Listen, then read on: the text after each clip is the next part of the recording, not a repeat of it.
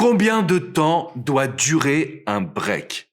Comment faire une pause dans sa relation de sorte à ne pas effriter l'amour, retrouver la personne que l'on aime sans que ça prenne trop de temps? Vous êtes au bon endroit les amis, n'oubliez pas de mettre un énorme pouce bleu, un gros like à cette vidéo et bien évidemment de vous abonner à la chaîne YouTube, la chaîne numéro 1 du bonheur en amour et du développement personnel en francophonie.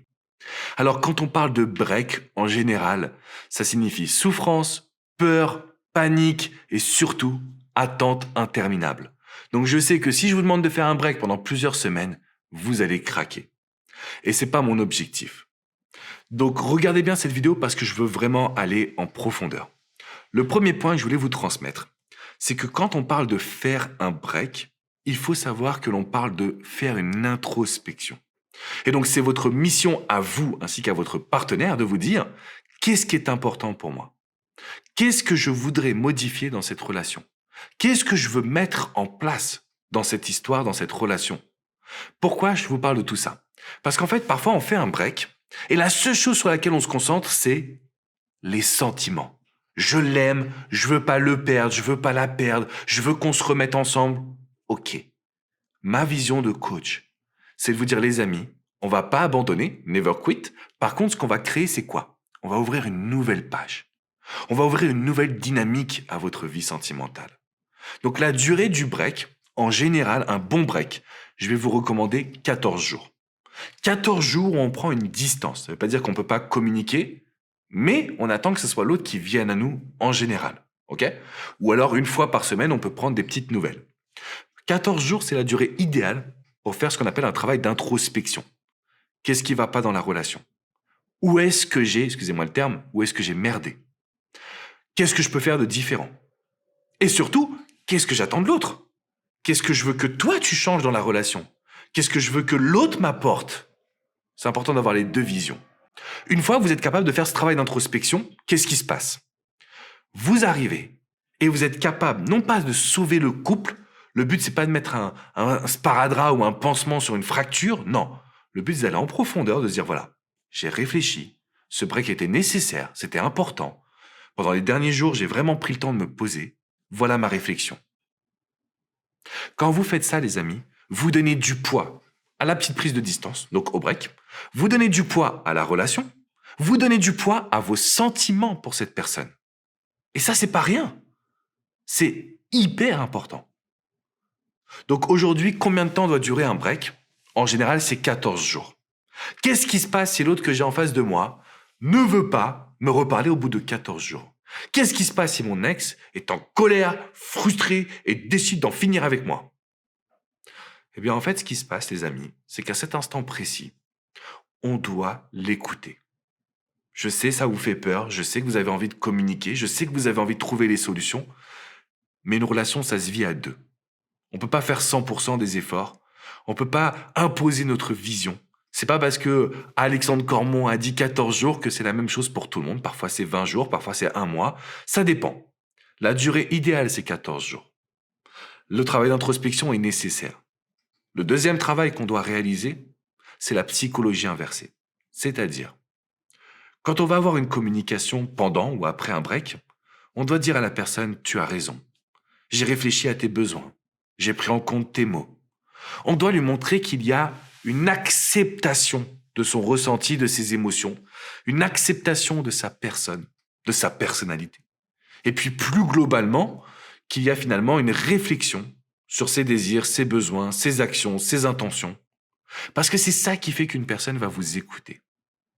Troisième point essentiel pour un break. On ne veut pas repartir immédiatement dans un couple tout feu, tout flamme. Je sais, ça vous fait peur. On se récupère, mais on se reséduit. Donc vous avez deux mots à noter là, sur votre iPhone dans les notes ou sur une feuille. On va noter reséduction et nouvelle page. Parce qu'on peut pas, encore une fois, on va pas mettre un sparadrap ou un pansement sur une fracture. Quand le couple va mal, qu'on parle de break, c'est pas une petite dispute, c'est un break. Donc il faut qu'on prenne le temps de reconsolider derrière. Et là, par contre, les amis, il y a une méthodologie. Donc, je vais vous parler de ce qu'on appelle la reconquête amoureuse. La reconquête amoureuse, c'est le fait de récupérer son ex. Toujours en coaching, quand on me dit Alex, on fait un break et que je dis l'ex, non, c'est pas mon ex, c'est encore mon copain ou ma copine, c'est encore ma femme, c'est encore mon mari. Non, les amis. Break égale ex. On s'en fiche. On met tout dans le même panier. Pourquoi? Parce que la stratégie de reconquête est la même. Que vous soyez encore en couple, séparés, à la maison, à distance, il nous faut une stratégie de reconquête. Et là, je vous invite à regarder tout simplement ce que les neurosciences peuvent nous apprendre. Alors, les neurosciences, c'est quoi? C'est l'étude des sciences humaines, l'étude des comportements, l'étude de nos émotions, de nos actions. Et j'ai étudié tout ça pendant de longues semaines. Je vous ai compilé dans une vidéo qui est privée, ni sur cette chaîne YouTube, ni sur mon site internet, l'ensemble des actions à mettre en place. Donc, si vous cliquez dans la description, là, qui est juste en dessous, cliquez dans la description, vous avez un lien d'une vidéo. Vous la regardez, vous allez comprendre pourquoi la personne a demandé un break. Vous allez comprendre quelles sont les actions qu'on doit mettre en place. Vous allez pouvoir voir les outils que l'on va utiliser également. Et ça, les amis, c'est hyper important.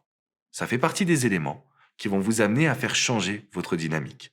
Donc, je compte sur vous à partir de maintenant pour que vous puissiez cliquer dans la description qui est juste en dessous et regarder cette vidéo privée.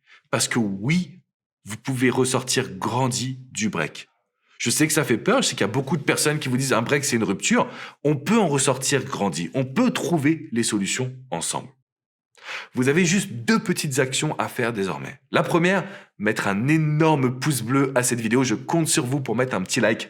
Ça va énormément m'aider à diffuser cette vidéo à toutes les personnes qui vivent un break. Deuxième action à réaliser, abonnez-vous à cette chaîne YouTube. Rejoignez la première communauté du bonheur en amour et du développement personnel en francophonie. Tout ça, c'est grâce à vous. Alors du fond du cœur, merci. Je sais que si vous êtes tombé sur cette vidéo, c'est que vous ne dormez plus. Vous êtes au fond du trou. Vous dites, mais c'est pas possible. Je peux pas perdre la personne que j'aime. Vous n'allez pas le faire si vous passez à l'action, dans les bonnes actions. Si vous essayez d'acheter son amour ou de lui faire entendre raison, malheureusement, il y a de grandes chances pour que ça se passe pas comme vous le désirez. Donc, prenez bien soin de vous. Soyez en confiance, soyez positif, positive, et je peux vous garantir que ça va fonctionner. Et si vous voulez aller plus loin, si vous êtes vraiment motivé à obtenir des réponses à vos questions, rendez-vous sur mon site alexandrecormon.com. Vous allez trouver des centaines d'articles sur le break, la rupture, le couple. Vous pouvez également réserver une séance de coaching privée, confidentielle, que ce soit avec coach Jenny, coach Hugo, coach Vladimir ou moi-même. Et oui les amis, on peut se parler pour que je réponde à vos questions, pour qu'ensemble on crée le plan d'action. Et le break, ce sera une histoire ancienne. Donc rendez-vous sur alexandrecormon.com et surtout, à partir de maintenant, on en ressort grandi.